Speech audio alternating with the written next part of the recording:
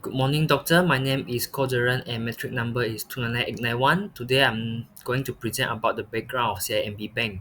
CIMB Bank Berhad is second largest financial services provider in Malaysia. The name CIMB comes from the merger of three financial institutions which are from Commerzbank, International Bank, Malaysia and Bank Bumi These banks were combined to create a strong and modern banking group.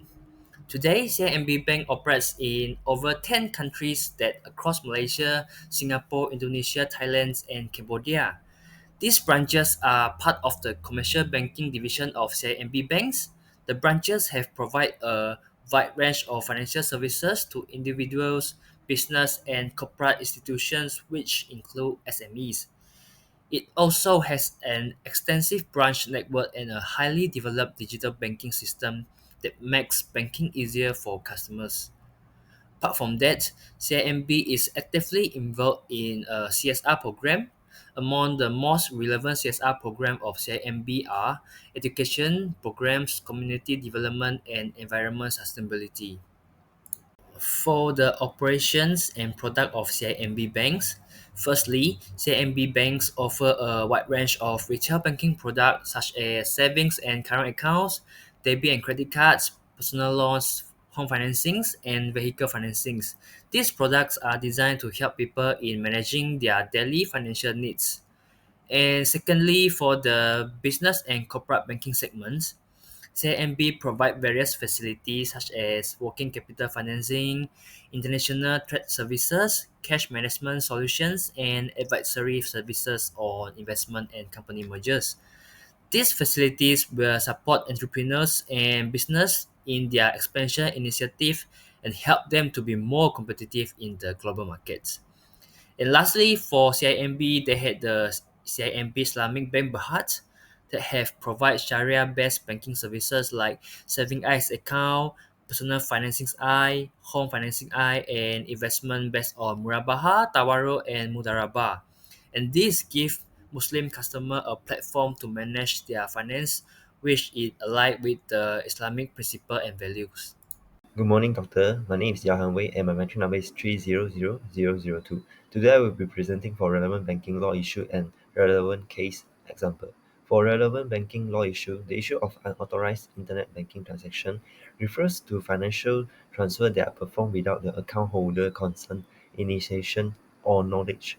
This occur often because of external actor gaining access to the victim confidential banking detail through various deceptive tactics and cyber attack is breaking the law such as Section 4 of Computer Crimes Act 1997, unauthorized access, Section 420 of a penal code, and may also involve the bank's liability under torts and contract principle if negligence or failure of the security system is proven. In the context of CIMB Bank, this issue becomes relevant when the customer claims that unauthorized transactions occur via CIMB Clicks or the CIMB Auto apps, and the question whether the bank has provided assurance protection security of the account. Example is when a customer receives a TAC by SMS that they did not request and later discover that the money has been transferred to another party account even though they did not perform any authority. Alright, next is relevant case. For the issue whether the gold deposit account GDL was opened under the plaintiff name without his knowledge or consent, and whether unauthorized internet transactions were conducted. For the case P.G. Noraisamy Analaki P. Gopal versus CIMB Bank Berhad and Anno as the party, the plaintiff discovered that a gold deposit account has opened under his name and a total of 966,592 ringgit and 80 cents had been transferred from his saving account without his knowledge, authorization, or signature. He is alert that CIMB Bank Berhad act negligence, fraudly, and in breach of trust and contract for allowing the transaction to occur without his authority. The bank denied liability and brought it in Mahaderan Analaki Chandran Sekaran, its bank service manager, and the plaintiff nephew as the third party in the case. The case was heard at Kuala Lumpur High Court before Judge Noreen Badruddin in 2018. Thank you. Hi, I'm Legendham, matrix number 298106, and now I will present about the relevant banking laws for case PG Doraisamy versus TMB Banks. And all the banking law that involved is under Evidence Act 1950. And the first one is Section 103, which the meaning of the burden of proving any facts lies on the person who wants the court to believe it exists, unless otherwise provided by law. And the court brief is CIMB have to prove that the signature and transaction were genuine and authorized. Failure to do so lead the court to accept the plaintiff's version that the account was unauthorized. And the second one is section 106, and the meaning of when a fact is particularly within someone's knowledge, that person bears the burden of proof.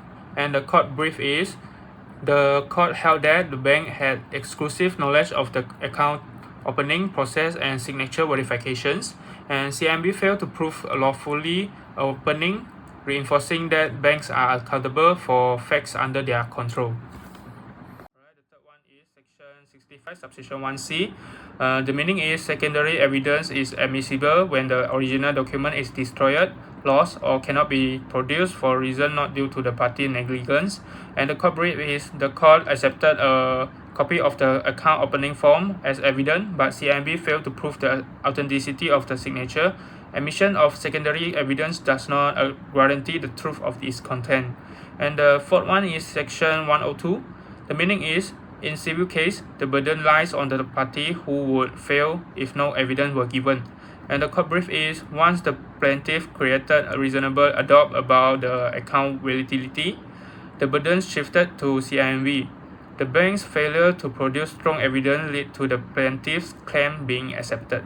And the last one is section 101, which the meaning the party asserting a fact or legal rights must prove it. The burden of proof lies on the party. And the court brief is, initially, the plaintiff had to prove that the gold deposit account was opened without his consent. After showing unauthorized signature, the burden shifted to CIMB to prove authenticity and authorization, which they failed to do. That's all for me, and now I'll pass to Hontek. Thank you. Hi, my name is TEIK and my machine number 2977823. Now, I would like to continue with the proposed solution based on the case of PG Dorasamy versus CIMB Bank Berhad. A lawyer has discovered a gold deposit account has been opened on his name and an amount of about 900,000 has been transferred from his savings account without his knowledge. While CIMB Bank is going to prevent this wrongdoing from happening again. The initial step is to improve and focus on monitoring process, especially on accounts with high risk. CIMB Bank has indicated and employs a real-time system of monitoring fraud in suspicious transactions. Besides, CIMB Bank also imposed a limit on incoming and outgoing transactions of newly opened accounts. At the same time, CIMB Bank has implemented a secure tag feature on transaction of above 100.